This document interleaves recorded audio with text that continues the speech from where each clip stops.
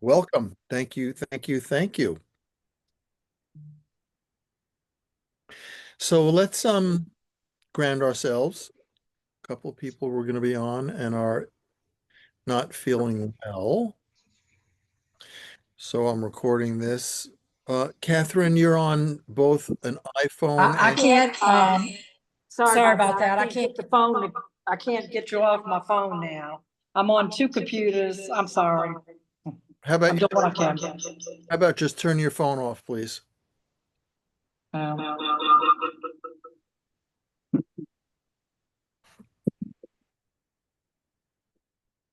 There you go.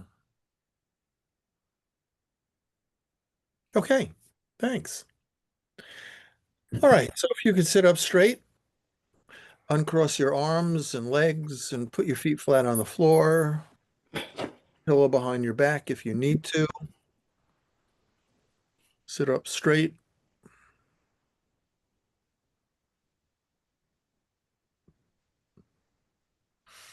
What position could your body be in that would have you feel relaxed and beginning to open yourself?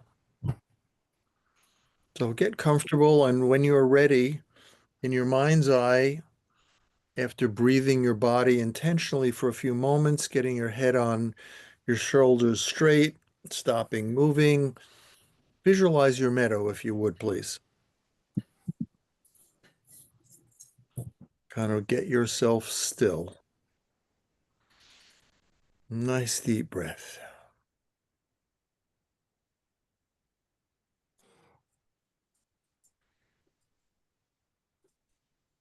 One way to make the meadow more real, the phrase I use is power up your senses. So on your own, go through your senses, your sight, your hearing, your touch. Do your best to not move your body. You want to keep your head straight. See if you can keep your body still.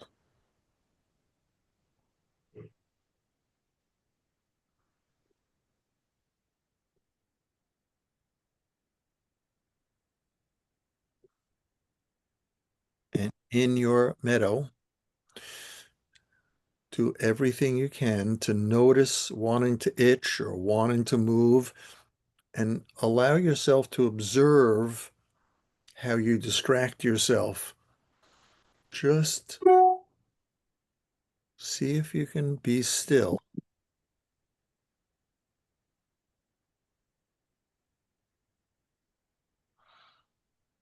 Touch something in your meadow, smell something in your meadow.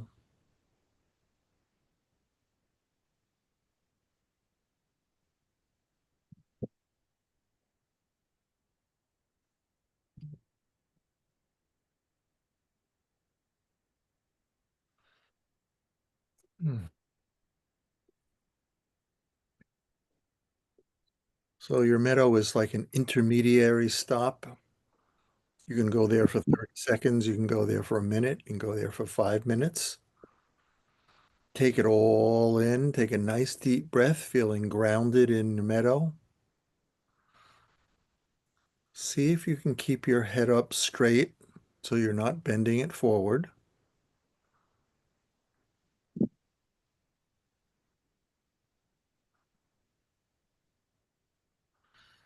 And allow your meadow in your mind's eye to kind of melt away and picture yourself instantly in your sanctuary.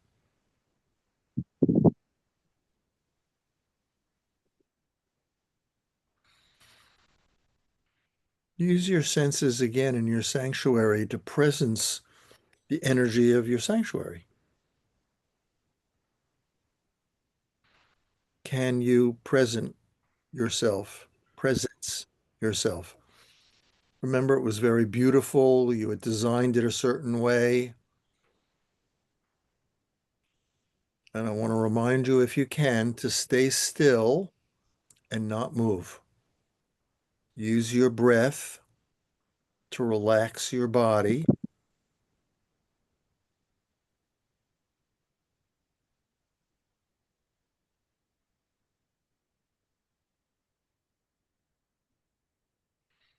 Breathe in the energy of your sanctuary as a way of kind of letting go of the day, your conversations, challenges, feelings.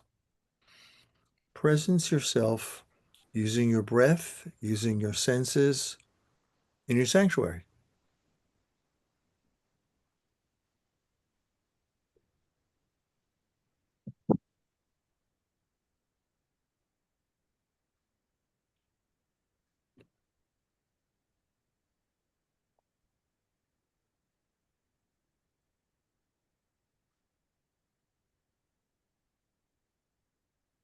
And use your intention to bring the energy of you being a bit more settled than a few moments ago to this call. Bring the energy of your sanctuary, this sense of being anchored and centered, calm, your ability to be still, your ability to watch thoughts. Bring that energy as you slowly open your eyes. Listen for a bit, speak for a little bit. Have your notebook somewhere handy or tablet if you're writing something in your tablet.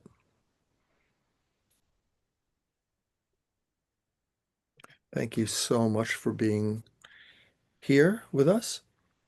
So, as I was putting together my thoughts, I reflected on that there were a couple of things about our intellectual body which wasn't meant to be exhaustive. True, wasn't meant to be exhaustive. Might have sounded exhaustive, but it wasn't. Um, and I realized that I wanted to just take what will be 15 to 30 seconds and mention some things I didn't mention last week. Not that I'm now making it all exhaustive and complete, but I didn't mention this to them last week. So I want to mention to you intention as a tool for the intellectual body. There's a chapter in my book on intention. You might want to read it or not. Like know where you're going is an intellectual, can be a tool intellectually, as opposed to being stuck in thoughts. The power of goals, as long as you're clear about using goals to empower you and not setting them, reaching them, not having a happy dance and acknowledging them and appreciating accomplishing, or setting a goal, not reaching it and not being complete.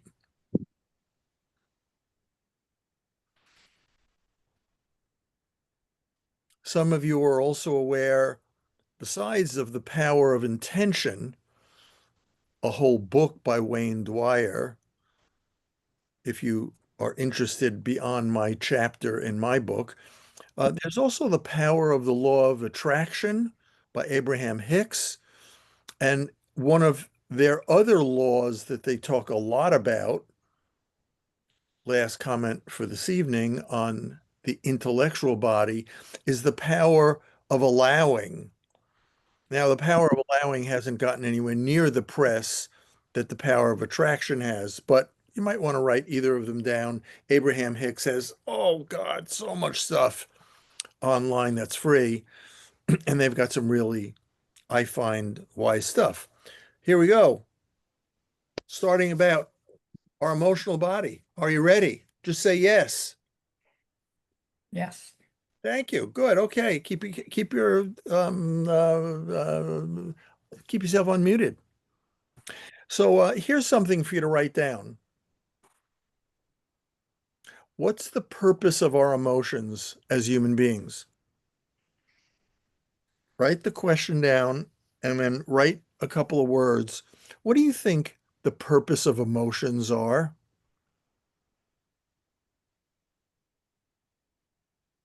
I know. I know. You know, I don't know. I know. So write a word or two, Ellen.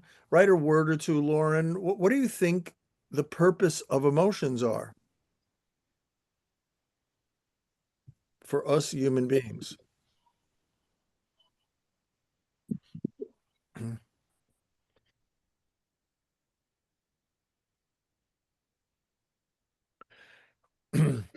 And now I'm going to tell you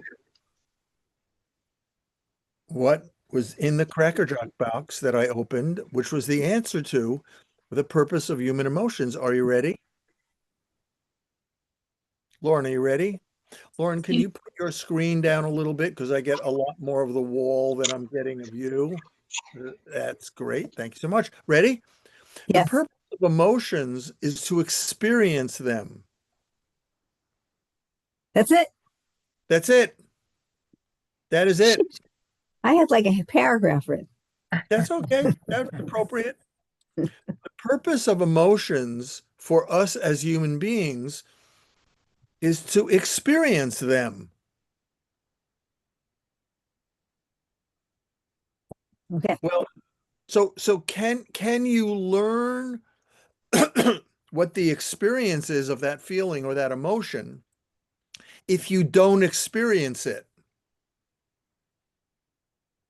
I want to bring up a possibility. I'm gonna use strange phrasing, or maybe not strange, or different for some of you. Some of you have been exposed to the kind of language I'm using. But I want to offer you the possibility that we human beings can have what's called a non-experience experience. So you can have an experience that you've experienced. Mm. Yeah. You also can have an experience that you haven't experienced. Yeah.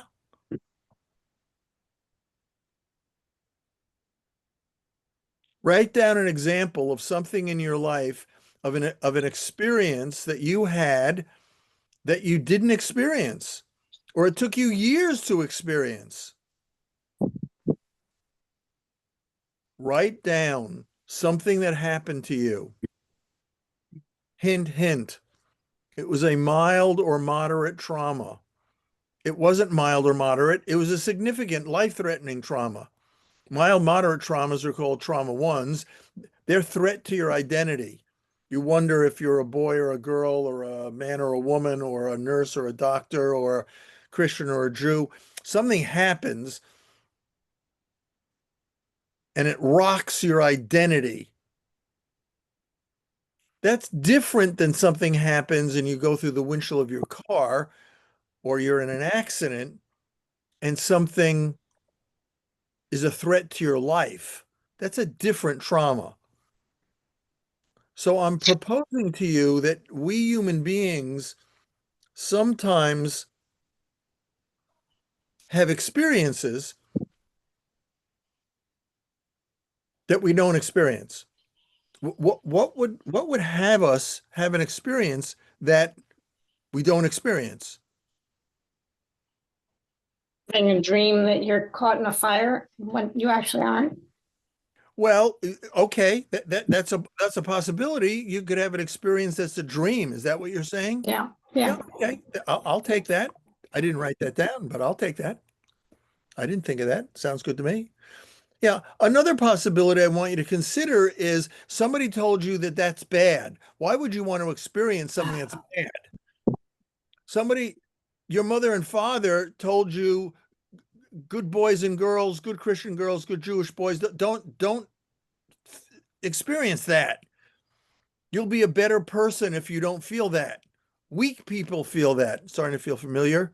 Stop being angry. I'll give you something to be angry about. You have no right to feel sad. So people have beliefs that there are good feelings and bad feelings. Why would you want to experience a bad feeling? So I'm using something specific because I'm doing surgery. I'm, in a surgical room. I'm not going to say pass the shiny thing. I'm using specific language with you that you and I as human beings have experiences. That's what feelings and emotions are about. Therefore, they are for us to experience, and then we can interpret and, oh, what did I learn from that? Or what was it like experiencing? But you can't go to the what did I learn? What was the karma? What was the lesson of feeling that if your mother and father or your religion or your aunts and uncles or your culture told you good people don't feel that? Men don't, strong men don't get afraid. Polite women don't get angry. Whether they're Asian, Caucasian, or well, Latinos and Spanish women, Italian women can get angry, but you're not Italian. So people have all sorts of different stuff going on in their head that they don't think of when something happens. It doesn't have to be a trauma. I only use the trauma because most of us have small traumas, or some of us have had big traumas.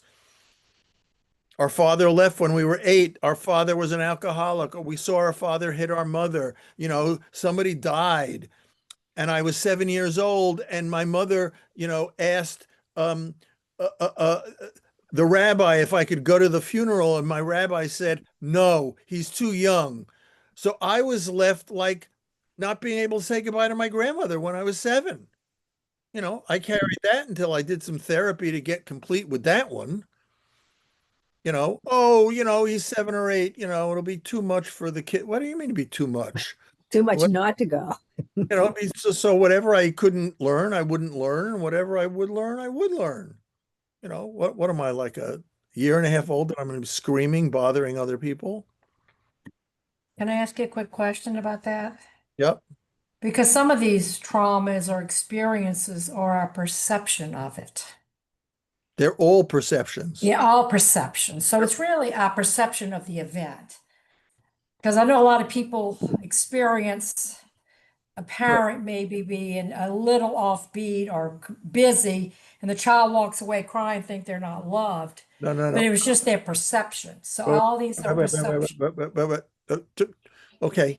So I'm going to go down the tangent for a little bit, but not long. Well, you don't have to. Yeah, Well, no, okay. but I will, because Okay. you opened up something. Did I hear you say somebody said, why don't you repeat what you said? Well, let's say a child's father's on the phone and the kid wants attention from his father. Yeah. Father says, not now, and pushes him away because Yeah. he's trying to pay the mortgage. Well, the kid leaves and cries and says, Daddy doesn't love me. It's just a perception. We perceive it constantly. And Wait. Okay. these, So wait. yeah, So I have to make a correction, Kitty, in language. okay. You're not talking about perceptions. You're talking about interpretations. Or interpretations, but Yeah, I don't know. but apples are not bananas, and bananas are not filet mignon, and they're all food. So I want to get us clear, if we're going to be able to get out of the thicket of emotions. Last week we talked about the tyranny of the intellect. Tonight I want to talk about the tyranny of emotions, about how people have these beliefs that they think are true of what they can or will or won't feel. And I want to tease that out a little bit before we get to, like, how do we deal with our emotional body as a healing tool, as a temple. There are reasons why, and if you could write down, this is the only thing you take away from the conversation tonight, write down, I'm going to expunge, I'm going to exile, I'm going to completely surgically remove asking myself why I feel whatever I feel. And when a relative and a friend and a lover and somebody else is feeling something, I'm never, ever, ever going to say, why are you feeling that?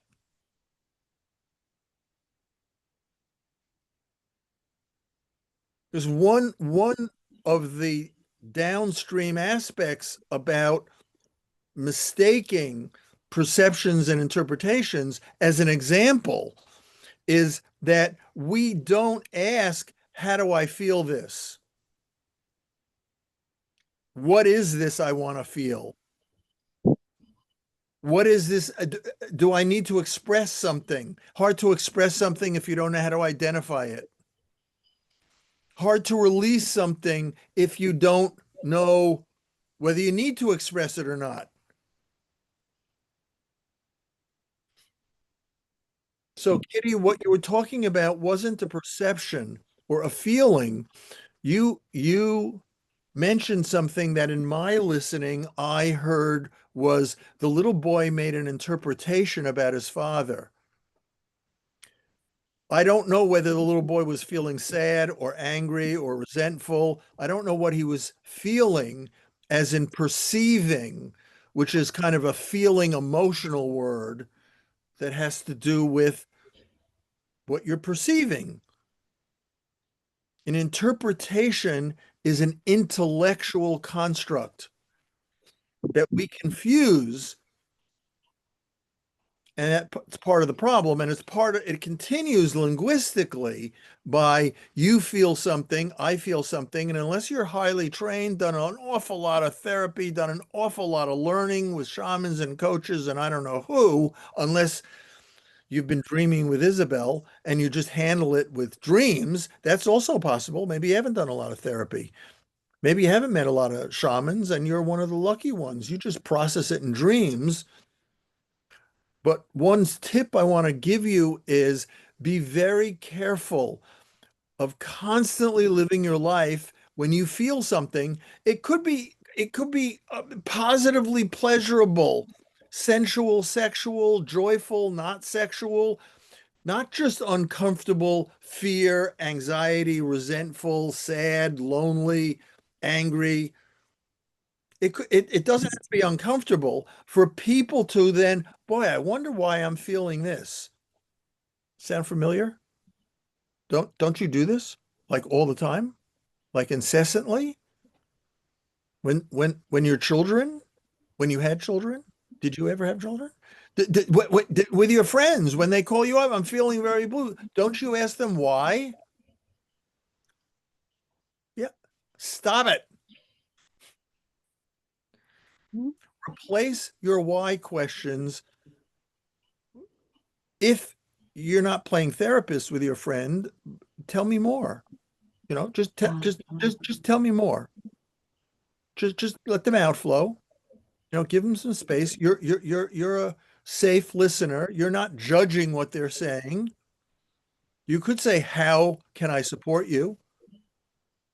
Do you have any thoughts how you want to deal with this?" Like, here are the landmarks in the feeling world. When we're using feelings, I won't say in a healthy way. I don't have that written anywhere. No, it's not healthy, effective. We're looking for how we identify, how we express, write it down, and how we release. And most people are not very good at identifying what they're feeling. If you wish, I will send you something from my nonviolent communication book that I use when I'm doing a lot of therapy with most of my clients. If I'm doing therapy with clients, some of my work with clients is just naturopathic.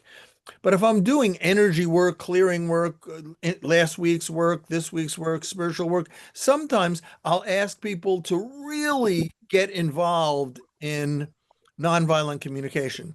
And in chapter 4 of nonviolent communication, there is a list of feelings. How many feelings are there? Well, there's in our Western world, there are 4 major feelings. There's anger, fear, sadness, and joy. Now, how many of you know that the Inuits in Alaska have 200 plus words for the word snow? Yeah. So you think they have a different relationship with snow than you and I, like snow, slush, sleet, and more snow?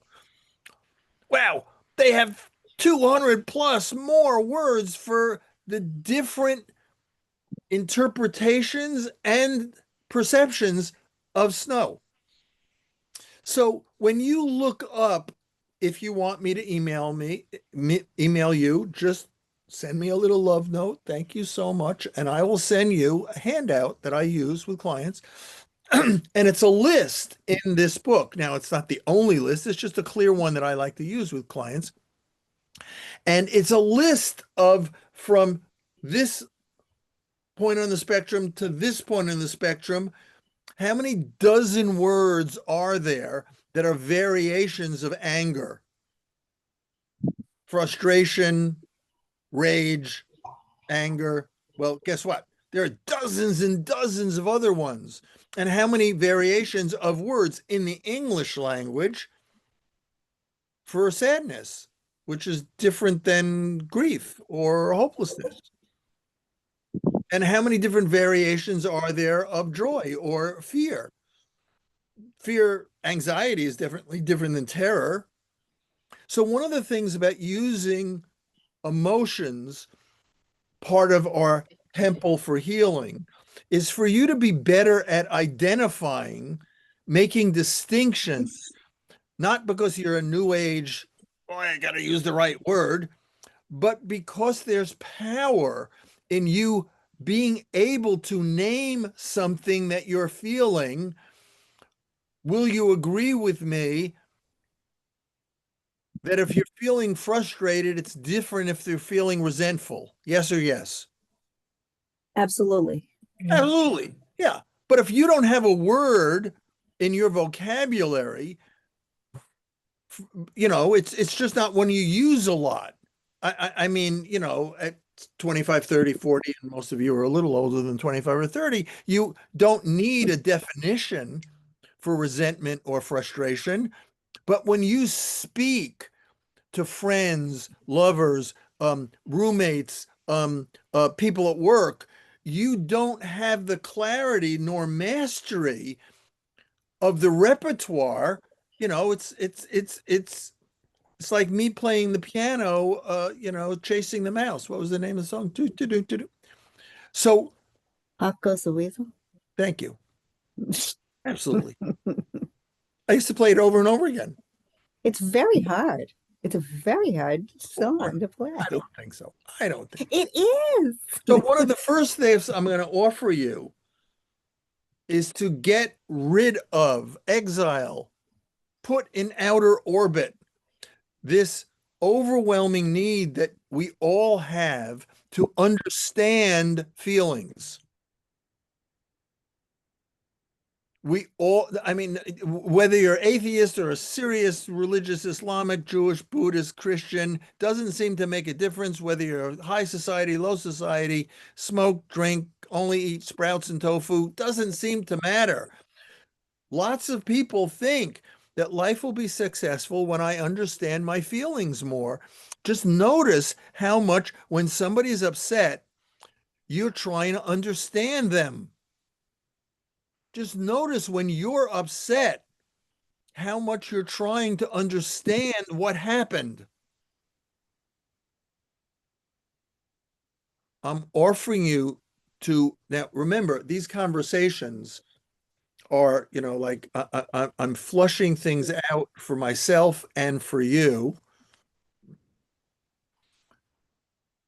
You might leave these conversations with more questions about what is important for you to learn, what feels right, rather than, oh, I have the answer. I just got the truth. I'm tickling and provoking you to consider the possibility to replace a lot of your why questions with how. I'm offering you to write yourself a love note. How can I learn to be more empathetic? How can I listen more and just really get, did you drop something, Leslie? I I couldn't find my pen. I found it. I was sitting on it. I got it. It's never Sorry. happened. Well, it's Never, not that funny. It's not that never- funny. never happened to me. I don't know what you're talking about. Sitting on your pen, it's between your legs. I don't know. I just, know. I I've can't, done it. I've done it in your office. How many times? I can't relate. Okay, enough. Okay. So why is this important?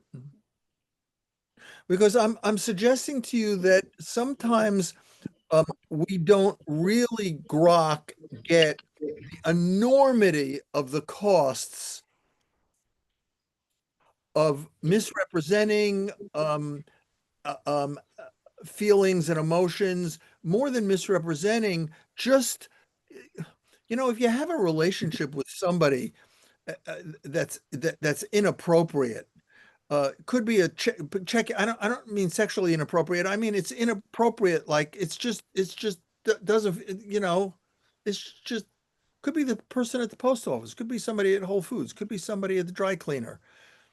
I don't mean sexually inappropriate. I mean just like it's like somebody asks you something that's too personal, or Mhm. somebody crossed the boundary.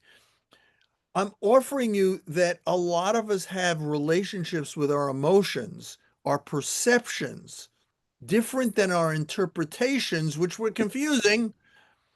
A lot of us have relationships with our perceptions that are inappropriate because there's such a contamination. This is very much part of the Hoffman process, where in that week-long training, you really get deep down on the entanglement between the emotional and intellectual parts of ourselves. And I'm starting this conversation off by saying we sometimes don't realize that we're not engaging with emotion of what happened. We're engaging with an emotion of what happened because it was similar to something else that happened that we're not resolved and complete with. Those are called earlier similars. If you want to write down what do you mean? I mean, it doesn't have to be a trauma, you know. It could be something happened with your spouse, or something happened with your brother, or something happened with your mother. Something happens to all of us. It doesn't have to be terrible, but it could be, where you're not complete with it. Your mother and father didn't tell you how to get complete with it. Whether you overdrank, or you overstudied, or you overworked, or you over intellectualized, the bottom line is you're not complete. And so now something happens that's similar. Although the person doesn't look like your mother or father or brother or teacher or rabbi or priest or whoever, whatever the incident, whoever the circumstance was with, that was a man, this is a woman. That was a woman, this is a man. That person was tall and slim, and this person is short and squat. Oh, but they wear the same perfume. When I close my eyes, they sound the same. Something gets triggered in Mhm. your stack of unresolved issues in life. It's called transference. And if somebody's triggering you negatively, it's called negative transference. And so you don't know why you're getting irritated, but because you don't, unless you've done a lot of work and you're pretty awake, you don't realize that your unresolved, incomplete stuff with your mother is, my God, your therapist, or somebody at Whole Foods, or somebody in a church group, or somebody is talking to you, and you don't necessarily say to yourself, why am I so tired? God, I didn't have a good time here. God, I went there healthy. I came out, I feel like I have the flu. So you could have positive transference with me, more than a few people have. You could have positive, negative transference with all sorts of people. We human beings, when we have emotions that we haven't done that well with, we've got repetitive themes where we were frustrated, and our priest or rabbi, our mother or grandmother or father didn't really sit us down and say, look, this is how you deal masterfully with frustration. You know, after I wasn't allowed to go to my grandmother's funeral, who I was very close with, by the way, my mother and father didn't sit me down. My rabbi didn't sit me down and say, look, it wasn't right. We didn't think it was right for you to go to the funeral. So let's talk about how little boys, because let's start the process of, you must be sad.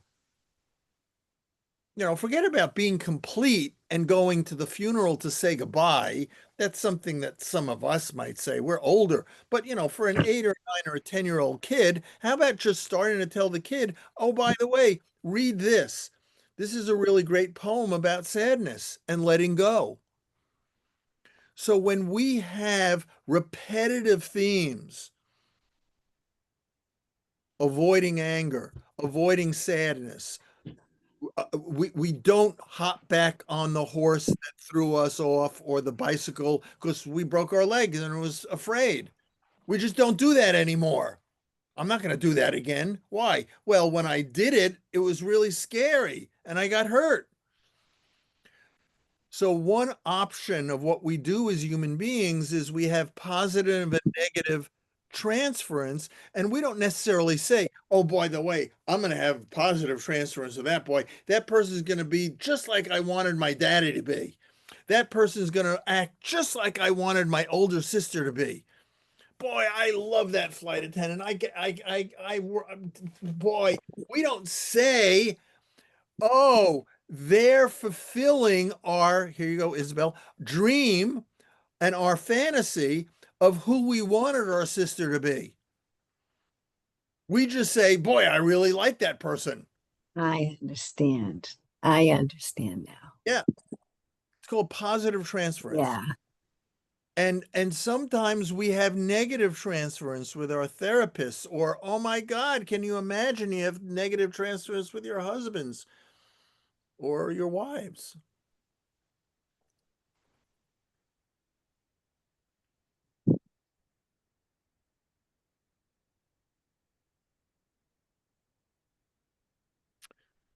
So I'm going to, in summary, something occurs. We could be 1 or 2 or 3 years old. We could be 5 or 10 years old. Something occurs, something happens. And our grandfather, grandmother, if they're around, aunt, uncle, father, mother, some parental figure or surrogate parental figure doesn't have space for us to say, it's okay what you're feeling. Some smart, very Christian, very Jewish, very Islamic, some probably not Buddhist, who knows what, says, why are you feeling that? And gets us into our head to try to explain it.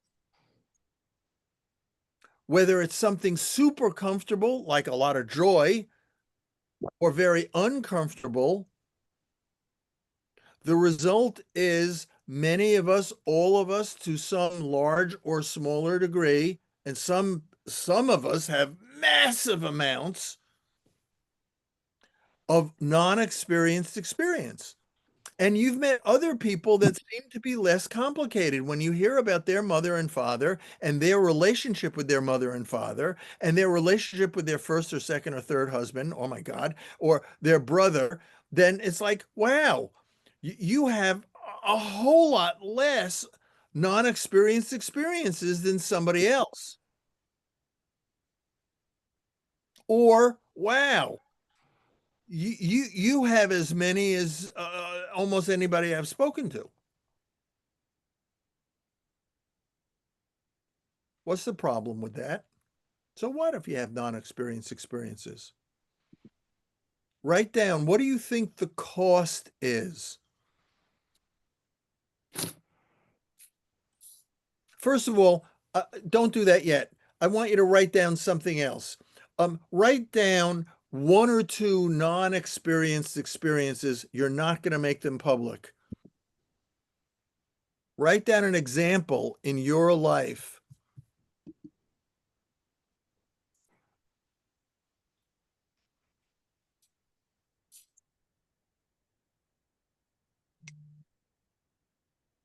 Was it an accident? Were you shamed? Were you physically hurt? Were you emotionally wounded? Lauren, you want to put yourself back on video, please? So you can do this exercise with us. Okay, you're on your phone and your computer, Lauren? You want to disconnect from one of you're on two. I don't know what happened. It's just disconnected. Okay, so you want to disconnect from one of them because you're on two connections if you would, but you don't have to. So we're writing down, Lauren, something that's a non-experienced experience. That would be valuable for you just to write something down. Something that you got shamed, you got emotionally hurt, something.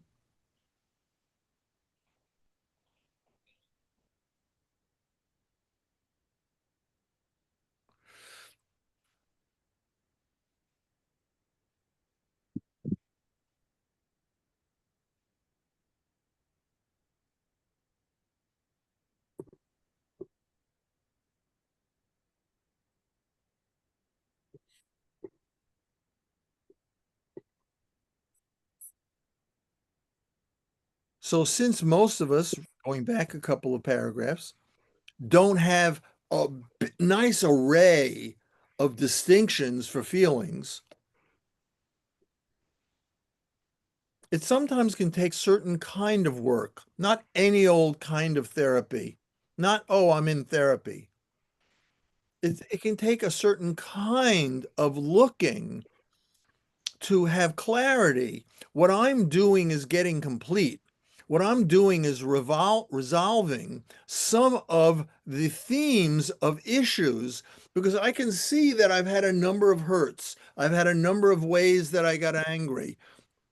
I took a lot of blame for my parents' divorce. I took a lot of blame for what happened to my brother. I felt my brother was here and I was ignored. So, we all have different kinds of stories, and occasionally somebody doesn't have a story, right? You meet some people who don't have much. Like I said, it's possible that you meet people that have very little transferring negatively and positively. It's also possible that a lot of people make their bosses their father. That's why they don't get along with them. Or make their bosses their mother, and that's why they get along with them. Or the mother they wanted. Oh my God, my boss is so different than my mother. Yeah, it's called positive transference. So all that's fine. We all do that, except that there's this what happens to the energy of the emotion. I started by saying the purpose of emotions is to feel them. The purpose of emotions is to experience them. So when you don't experience what there was for you to experience, what happens? Where does that energy go? Oh, yeah, right. It's called depression. It's called repression. It's called sublimation. It's called somaticizing. It's called massive chemical allergies. It's called cancer. Wow. Now, not all cancers. Maybe somebody that it has nothing to do with their emotions. Sometimes a cigar is just a cigar. I got it. Or sometimes tofu is just tofu. Whatever metaphor you want to use. But for a lot of us, we project feelings and we're confused about why we like this person so much or why we don't like this so much. Why does this person trigger you? I don't know. Something about them triggers me. Oh, are you complete with your mother? What does that mean? Am I over my mother? No, complete doesn't mean are you over something? Complete means you've dealt with the charge of it that got sublimated, repressed, deferred, buried. Complete doesn't mean you never think of it anymore. Complete just means that you're not being led around your life by all these incompletions, wondering why you're feeling about this, why you're feeling about that, where you might be feeling a little bit about this because of that. But the reason it's taken is because you have a whole stack of those kinds of feelings in your life, which maybe you were in therapy for a year, 2 or 3 or 4, or you read books, or if you're Isabel, you dreamt about them, but you're smarter and wiser and have some more insights. Who'd like more insights? So you have some more understanding, but you didn't take the charge off of what happened. You know, you still relate to your husband's sister. You still relate to your brother. You still relate to who we all have people who hook us. It's not bad or terrible. Oh my God, you're something's wrong with you. You got hooked. I'm just saying this is the conundrum and this is where the alligators are.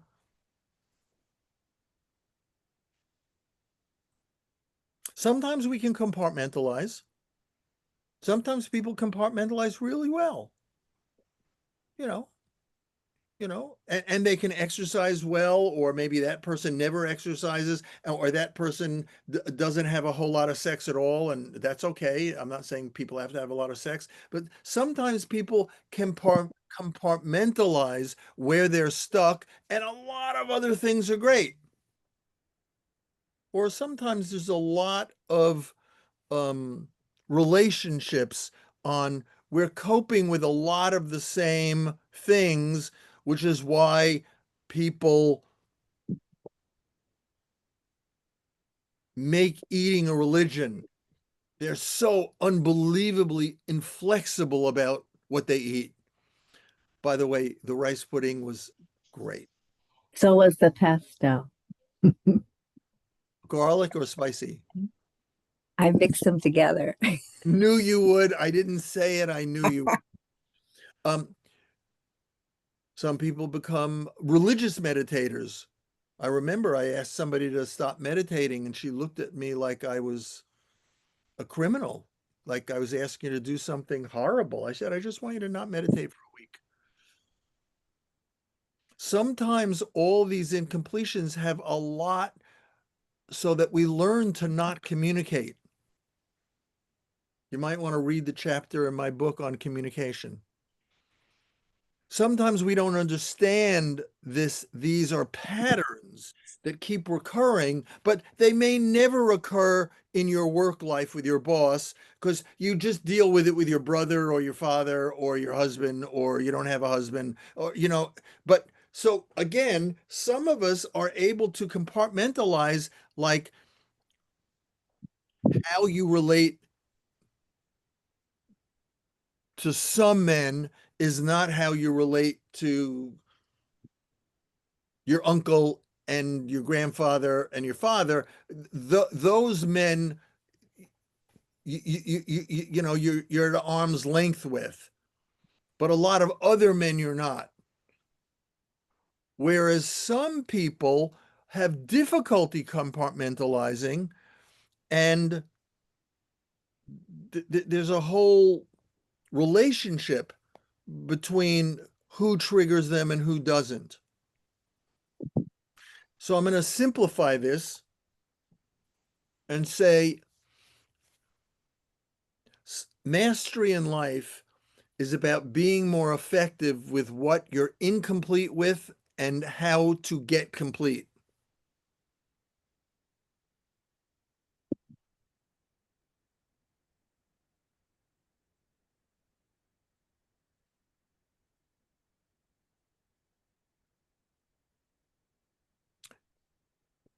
If I asked somebody, are you pregnant? I don't think somebody would say kind of. A little bit. A little bit. I mean, right. But I ask people all the time, are you complete? And people say kind of. And I just want to let you know that I listen that as a no. But they can't, they're not quite up to, because they want to be acknowledged and should be acknowledged for all the what they've done, whether it's in dreams or with therapists or on their own or with their dog or who knows how and what, because they have move through some energy, and they're different than they were 3, 4, 5 years ago. They either now don't speak to those people, or they do speak to those people. They've forgiven them. They've been compassionate. They're compassionate with themselves. So things are different than they were 3, 4, 5 years ago. However, my understanding in the work and training and healing that I've done with a whole lot of people is, when you're complete, you're not partially complete. Complete means like you're complete. Doesn't mean you don't think of those things, and it doesn't mean that, it means you have forgiven and metabolized all of the non-experienced experience. You've worked through all of the energy. And whether you've done that with compassion, forgiveness, or some other spiritual tool, and it doesn't mean you speak to the person every day, or it doesn't mean, that you're going to remarry the person. It's how it lives inside you in energetically, as opposed to when something happens that's similar, you're automatic. It's like a jukebox, C10, and you start just going off, because it's all about transference. It's all about triggering, and you haven't healed or gotten complete of where it's all started necessarily.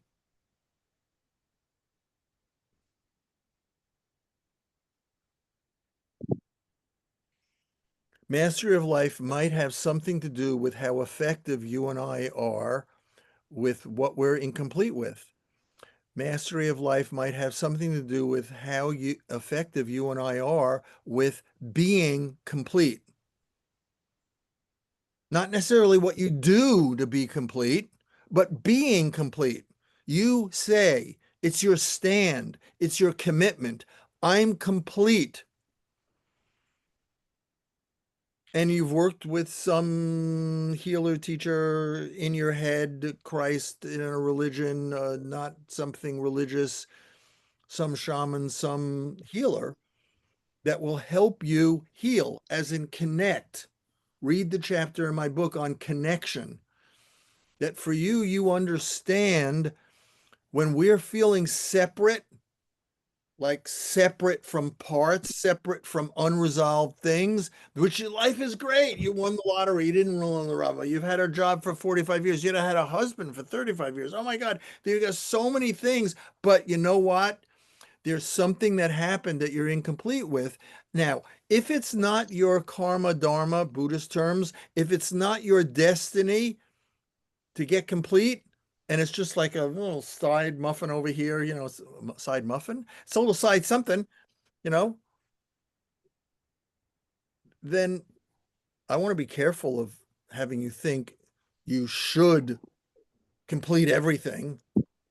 I'm just offering you a way of thinking that I've been a seeker for 50 plus years. I've spent a fair amount of money. Oh my God, there goes my summer home. And learning and loving being around certain kinds of teachers that I just can't get enough of. Was it just because I was so complicated and hurt? Okay, maybe. Oh, Maybe you it's just couldn't, me. Maybe couldn't it's help just yourself. Couldn't Maybe it's help just yourself. me. God damn, so complicated. It No. was my mother's fault. She dropped me on my head. When she went into labor, my father said, should we go to the hospital? And my mother said, no, I'm going to cross my legs and finish the pizza. Yeah. That's what he said. And your father said, I have to get some magazines together. Hold on. Abandonment issues can start very early, or feeling not that important. My Yes. mother actually tells me that she had to finish the pizza rather than going to Oh delete. my God. Just okay. Um,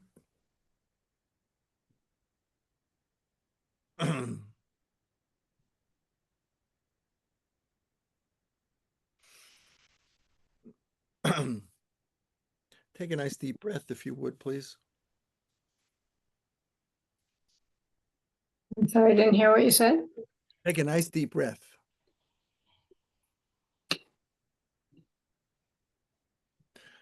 Write down somebody's name. You're not going to make this public. This is between you and you and you. Write down the name of somebody who triggers you. Write down the name of someone who triggers you.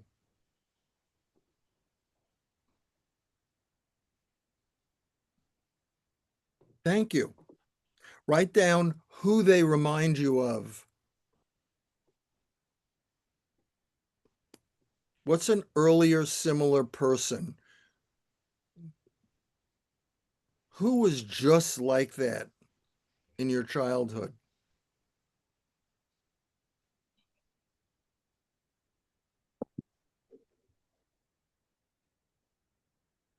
It may not be about physical attributes. It could be tone, it could be color, it could be mood, it could be perfume. When we get triggered, it could be, well, nobody's ever done that. Okay, that's an option. For a lot of us, it's, oh, have you noticed the people you're marrying or dating they have something similar? Or have you noticed the kinds of bosses that trigger you? Have you noticed the kind of friends that say things that hurt you? Hey, not just you, us, human beings. For some of us, there are important themes rather than I'm, that. Okay, I'm going to try to get through what really deserves an entire session, but I want to give you something that's one of the models I use when I work with people energetically. It's an internal family systems model called IFS by Dick Schwartz. It's a really great cartoon book that I give people to read sometimes if they're interested. And I want to give you this paradigm as a way of, it's not the only really good one out there. Therapists get trained in 6 3-day weekends over a year and a half, and then there's another level, and then there's another level. So I did level 1 25 years ago or so. And there are therapists who have this in their toolkit with a number of other tools. And there are some therapists, this is really all they do. So Dick Schwartz is this wonderful guy, sweet man. And here's his model. It's a model that I'm offering you in the space of us learning about emotions, a temple, tool, creating space for feelings. And Dick's orientation is that we are a self with a capital SELF, kind of like your divinity, your essence. We're going to talk a whole session about spiritual body. And Dick's orientation is life is a journey about remembering that your essential nature is your essence, your divinity. And that the process of life is you remembering, forgetting, maybe Mother Teresa, maybe the Dalai Lama, but not the Dalai Lama, because I've spent a lot of intimate time with the Dalai Lama. So I can tell you the Dalai Lama does 4 hours holy work a day, 4 hours. How many hours a day do you do of holy work? To remind himself, because he maybe has met Dick. I don't know if but long before he met Dick, his orientation is whether he's the chosen one or not, he's in a human incarnation, he's in a human body, and the nature of life, the process of life, is to forget who you are. That's just part of the game. Enlightenment is not a permanent experience. Enlightenment is a reference experience. Enlightenment is, oh yeah, and then you can refer to it. So if part of the process of being human is a process of waking up, going back to sleep, waking up, going back to sleep, waking up, and connecting with self or connecting with something, When we're in a forgetting cycle, not the remembering part, but we're walking around kind of busy making money, busy getting our car fixed and our hair done and the refrigerator fixed, and I can't get my water filter fixed. The plumber said it's $920. We're busy with certain things.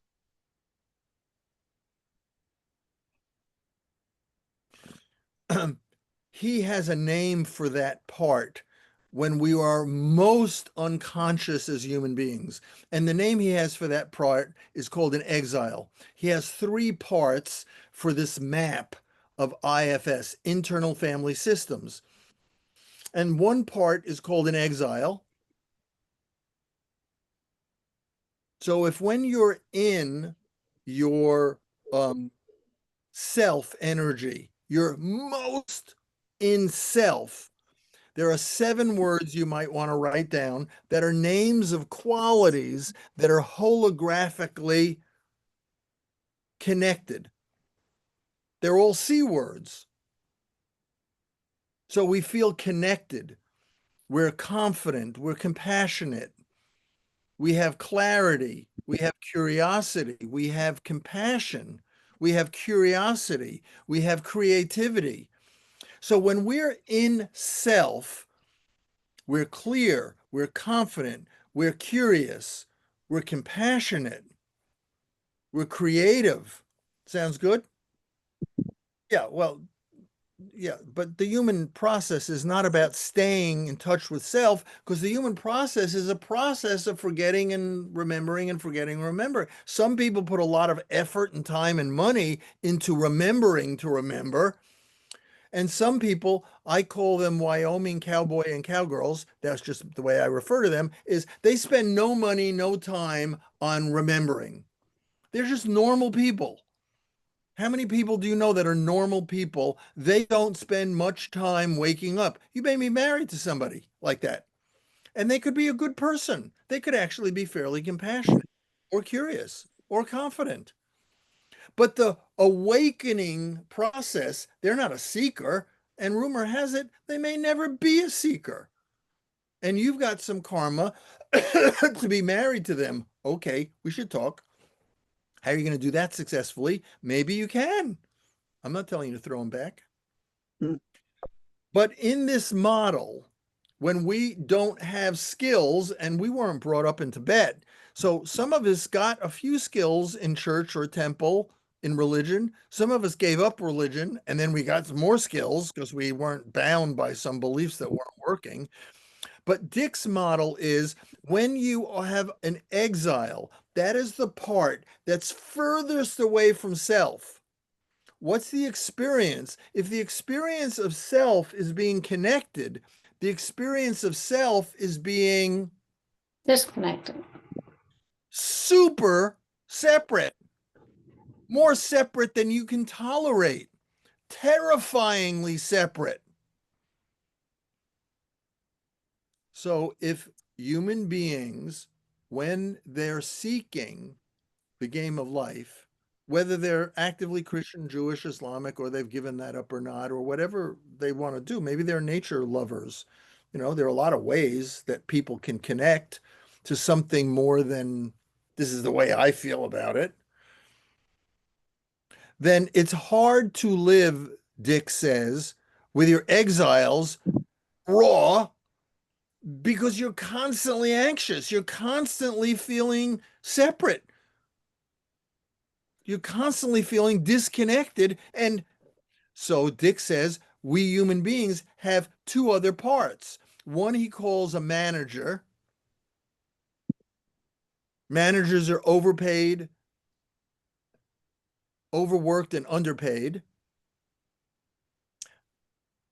Our intellect and our analytic, our judgments, our negative intellectual parts we talked about last week are managers in his world. When you do IFS healing with people, when I do, or you do IFS work with a therapist, you learn how to have a different relationship with your judgmental analytic parts, which some of us have really ramped up and really know how to use, I should have been a lawyer, to really get the intellect, because it's a way of defending against feeling so lonely, disconnected.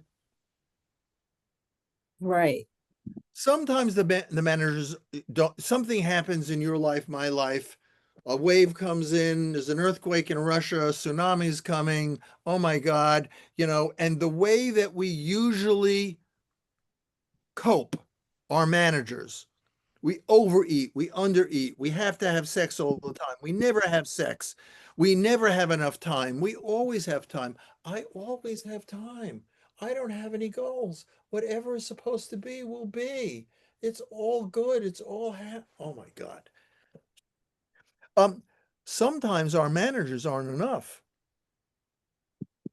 Something happens. Somebody dies, somebody gets married, somebody gives birth, you get fired, you lose your lottery ticket that you were supposed to win, $5 million. Something happens and your managers can't keep the equilibrium. So Dick says for a lot of us in life, sometimes some people a lot, some people not that much, have crises. And there's a third kind of part called a firefighter. Oh, yeah. And firefighters are when you really buckle down and you don't eat, or you overeat, or you have to have a lot of sex, or let's go shopping and spend a lot of money. And I love to shop, by the way, so I'm not saying don't shop, and I'm not saying that's not but I want you to understand in an IFS model,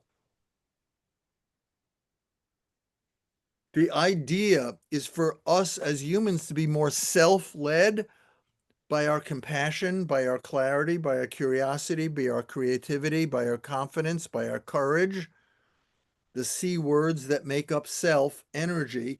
And how do we learn to be more curious? I can tell you it's been done, at least I have. When my intellect and my need to figure everything out and and Virginia would say to me, you're overthinking, stop thinking. And I'd go, what makes you think I'm thinking all the time? She'd say, I see the smoke coming out of her ears. I go, really? Maybe we'll all go to Virginia's meditation when she comes back in October. What would it be like if more of us had permission to experience what there was for us to experience? What would it be like for you in your life if you had more experience to be more permission to experience sadness? You didn't have to change jobs, move, change lovers. I'm not saying don't change lovers. I'm not saying don't change jobs. I'm not saying never move. But some people have to change jobs because there's so much transference going on. Some people have to move where they're living because they have to move to not feel something. What if you gave yourself permission to feel that? What? Now, I'm not asking you to put your hand in the fire and how much can you burn yourself. I'm giving you a model that for a lot of us, no matter how much meditation and spiritual stuff you do, or eating well, or you don't eat sugar and you exercise, or you've done 17 Love Your Body programs, there's still a lot of people who are wired up. And in their growing and learning and evolving, they're still very oriented to what they don't want to feel. And I have to do this because I want to feel this more. And life is very much driven by what you want to feel more of and what you want to feel less of. I would say that's a normal person. I don't think that's bad, neurotic. I just say there are some major limitations if what drives your life is to try to feel more positive and to try to feel less negative emotions. Hold on, wait a week or two for us to do the spiritual work in terms of what if what was driving you was awareness? What if what was really driving you was being more compassionate with yourself? What if what was really driving yourself was, I am manipulating the hell out of myself by being so judgmental, and I am going to see what it's like in the next 3, 6, 9 months if what leads me is my curiosity. I want to taste new foods. I want to smell new smells. I want to go to a different city. I want to, learn, what if what drove you was curiosity rather than repetitive, I'm comfortable in the routine. I know who I am. I know what I like. I know what I don't like. I'm not saying that's a bad person. I'm saying there are doorways, at least in Dick's model, of how you let go of negative patterns. Lest you want to reread my whole book, there is a chapter in the second half of my book on conditioned patterns. And one of the ways to use the emotions as a tool in this temple of our mind, body, spirit, and emotions is, as I said, to create space. So some of us have very little intellectual space because we get so positional. And the way I was brought up was being right was more important than money. Now, some of you that not may be true for. In fact, looking at who's on this call, I know that a number of you that's not true for. I was just bitten by a different animal than you. So being right intellectually was a way I avoided all sorts of things that were hurts and wounds. It's taken an enormous shift, staggering shift, for me to want to learn about compassion or curiosity or forgiveness. It wasn't enough for me for my teachers to just tell me, well, it actually started a lot by a nurse I was living with in medical school. Won't use her last name, but this woman, Robin and I were living together, barely talking because pre-med, was like, oh my God, it was most of it was in Swahili or some foreign language, Arabic that I didn't understand because sciences weren't my thing. And but we were attracted to each other and we both needed roommates. And she would often say to me, so I'm taking you back to 1974, first 2 years of medical school. And Robin would say to me, so what do you feel about this? Sounds like an English question, right? But to my mind, at that age, it was Martian. So I would say something like, give me a moment, let me think about that. And Robin, God bless her, would say, no, no, no, no. I don't want you to tell me what you think. I want you to tell me what you feel. I said, I understand. I got it. I got it. Just give me a second. Let me process it. Let me think about that. And Robin would say, I don't want you to think about it. But the only way I knew, I mean, after all, I was a guy. So, give me a little, I was handicapped, serious handicapping. I wasn't brought up in some Italian household where, what do you feel? I had to learn long before I had NVC, nonviolent communication, lists of shades of different ways the power of distinctions is identifying. I didn't have a clue.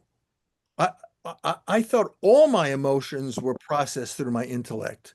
Now, there is an enormous relationship between what you think and what you're going to feel.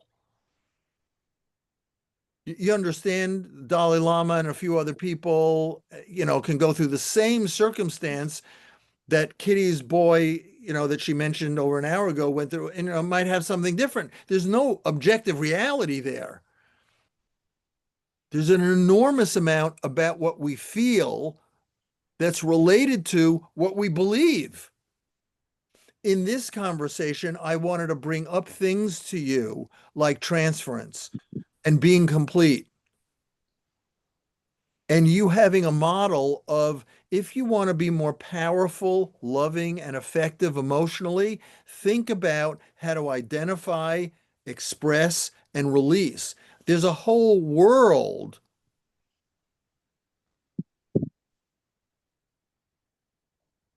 Let's go to a handle identity. Okay, before we go to releasing, let me finish in the last few moments. Thank you for letting me go over tonight.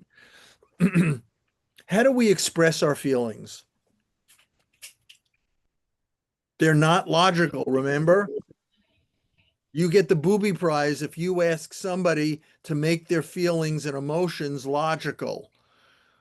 If you ask somebody to share their emotions and you're listening to whether they make sense or not, boy, I wouldn't have gotten scared. Wow, that's what got you angry? You try to evaluate somebody's feelings and emotions based on your reality of what's worthy of that emotion. Oh my God. Whoops. We got to talk. So, how masterful are you at expressing feelings and emotions? Whoops. Expressing. How do we express feelings? We emote. You can use words, but by the way, they don't have to make sense. Uh-oh, that's trouble for me. Unless you've learned how to use words that just listen. Just can you get it using jargon? Well, I don't understand. Well, that's okay. I didn't say that to you so you understood it. I said it to you so you could get it. Uh,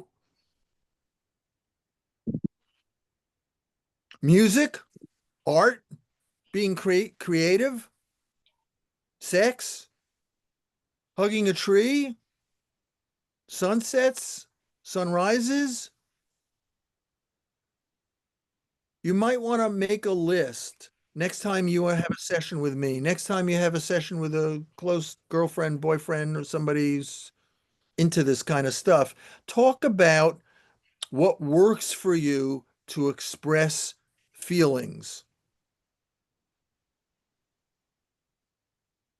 Sometimes people talking is a way of getting feelings out, but they don't cry easily. Sometimes you can talk from now until the cows come home about how sad you are and how pissed and angry you are, and you need a yellow bat. You need to beat the hell out of a pillow safely, knowing how to do that without hurting yourself. Sometimes you're like me, where I cried constantly through my childhood. Oh my God. I was angry constantly through my childhood. What was missing?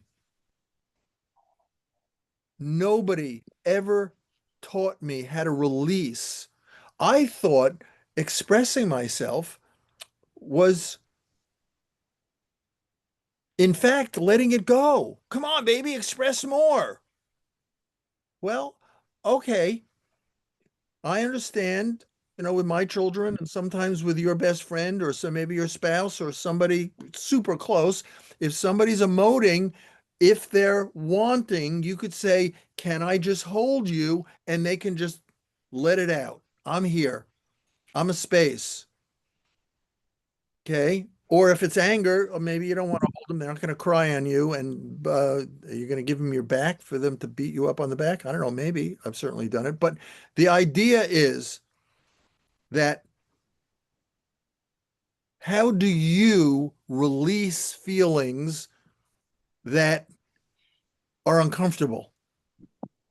If you have joy, maybe you want to, okay, I don't need to release it. Maybe I be careful about being attached.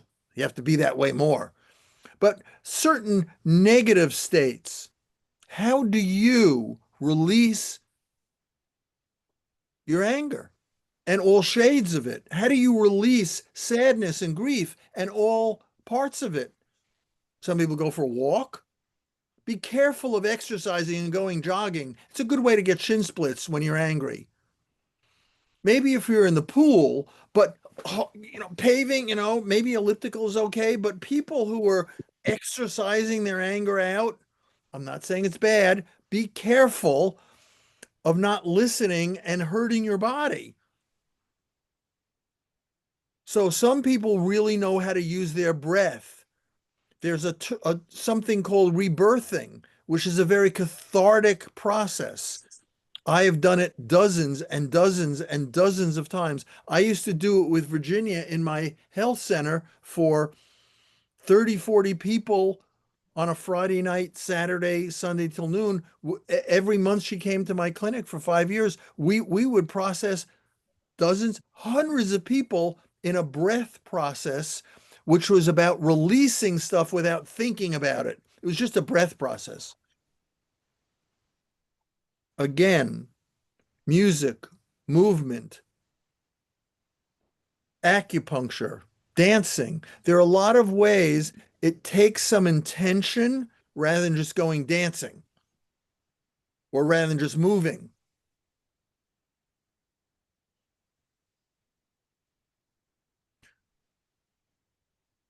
So we repeat cycles. We get stuff stuck in our body. We have accidents. We get unconscious. When you have stacks of unresolved stuff and you're about to leave a relationship, you're about to leave a job you've been at for a year or two, even if it's the right thing for you to leave a relationship. I'm not saying don't leave relationships. I'm not saying don't ever move, but that stuff can trigger all sorts of unresolved stuff that has you get into car accidents or forget where you're going or you're late all the time. Just normal stuff. Unresolved being incomplete has us not be able to focus too clearly. And some people force themselves to focus. That's why they need 3 cups of coffee. They need to get their sympathetic nervous system really on track. Otherwise, they're going to be diffuse. There's too many things pulling at their awareness. Here's the biggest thing that is if you're not a super seeker, is that a super soaker? Super seeker. What's available for us as human beings when you're more clear emotionally is you have more freedom. We have more choices. We're able to be more flexible. We're able to be more fluid. We age less normally. We feel more vital. We feel more resilient. We feel more clear. We are less cluttered because we have more emotional space. That was almost everything I wanted to share. Pretty darn close. Ellen, do you have any questions? Anything you want to say? Anything you want to comment on? Thank you for listening so well. Just that I feel like I have a lot to think about. Me too. Yeah. Thank you so much for being on the call. Anything else you want to say or ask? Earlier, I was thinking, how do you know what you're not complete with? I'm sorry, I'm having trouble hearing what you're saying. How do we know what, please? How do you know what you are incomplete with?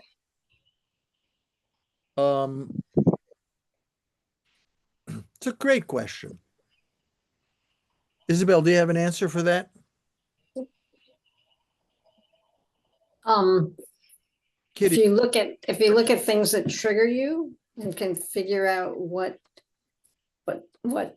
past experience was similar that caused the trigger, sometimes that will help you figure it out. brilliant answer. Kitty, anything to add what Isabel said? That was No, I think that's it, is to see the pattern or see and then go in and, reflect on what's going on. Why were you triggered? Where did that come from? Maybe journal, introspective work. Yeah, great. Ellen, read the chapter if you have my book. I think you do on patterns, conditioned patterns. It's 2 pages, maybe 3. And at the end of the chapter, there are a couple of questions that will help you.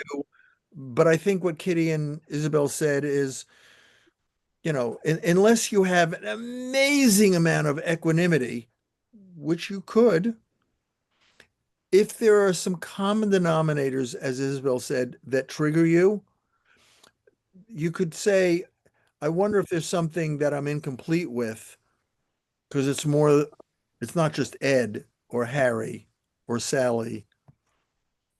It's not just those people at that church. It's not those people, what about that triggers you? And it could be something small, as I said. I don't want to be presumptuous to say that all of us have to be manically oriented to being complete. But when you look at our addictions related to our religion and our politics, when you look at our addictions related to our intimacy around money and sex, when you look at our addictions about, I would never do that. When you look at how we've all had to learn to live in a world where Ukrainians are being and Russians are being killed and Gaza infants are dying of starvation and people are trying to put a spin on it that they're not. It may not even be personal, Ellen, about what you're incomplete with. It just could be what we're incomplete with as a human being, to not walk around forlorn and like pulling our hair out. I mean, given what's going on, that has nothing to do with this administration and has everything to do with this administration, but it's way, way, way, way bigger than today's headlines and politics. So there might be those kinds of incompletions that have to do with what does it take to be filled with joy and peace and resolve and goals and really have some inspiration and wake up. Wow, that might, because the Dalai Lama does it, and I'm not the Dalai Lama. So, wow, what's he practicing? Well, I'm not a Tibetan Buddhist. He is. So it's a really good question. It doesn't have to be about your mother, father, brother, sister. It just could be, what are you incomplete with? That's you can't look there. It doesn't have to be you can't look there because somebody hit you or touched you inappropriately when you were 5 and you can't look there. It could be, what about the way we're treating each other as human beings? And so somebody might paint watercolors gorgeously, or somebody might go work in an animal shelter, or somebody might find ways of giving their heart. And that's a way they're going to find meaning and not be overwhelmed by being incomplete. Kitty, thanks for being on the call. Anything you want to ask? Anything you want to say? No, You're good. good? Yep. Miss Main? Yeah, I went to a talk by George Mitchell this evening, Okay. and he talked about resolving the conflict in Ireland. Okay. He talked about, he thought it was originally supposed to take 6 months, and it took 6 years. And most of it was listening to people being able to express their emotions. Yeah. Hundreds and hundreds of people. Wow. Yeah. Thank you. Thank you. Thank you. Miss Leslie? You good? Any questions, thoughts, comments? Oh, I'm sure there will be tomorrow. You're the best. Thank you. Yeah, thank you, Dr. Taylor. I really enjoyed it. One of the things that I love about having us all together like this is that I feel a tremendous community. Is that a good word? Community? It's really nice. It's really nice. You bring it together for us, Dr. Taylor. Thank you so much. You're And welcome. that being said, I'm going to sign off because I got to get up and serve Cokes tomorrow. Okay. Lauren's going to say goodbye. And we'll say goodbye. Okay. Just one sec, Les. Lauren, anything you want to ask? Anything you want to say? I want to show you this. Oh my God. Oh my God. Wow. Oh. Okay. Did you do that right? It's Just for tonight? you. Wow. It's you. It's Yeah, did you do that tonight? Yeah. No kidding. While we were talking? Wow. I That's feel quick. very creative. That's quick. Thanks, Laura. Thank you. Let's be safe. Thank you will. for, I know you got to wake up early. Have a great, easy turnaround. Thank you. I'm going to go with you to Dallas sometime soon. That's right. God bless you all. I hope to see you next Wednesday. We have 2 more nights. Thank you for being awesome. Thank you for being open and curious. Good night. Bye. Good night. Bye. Blessings.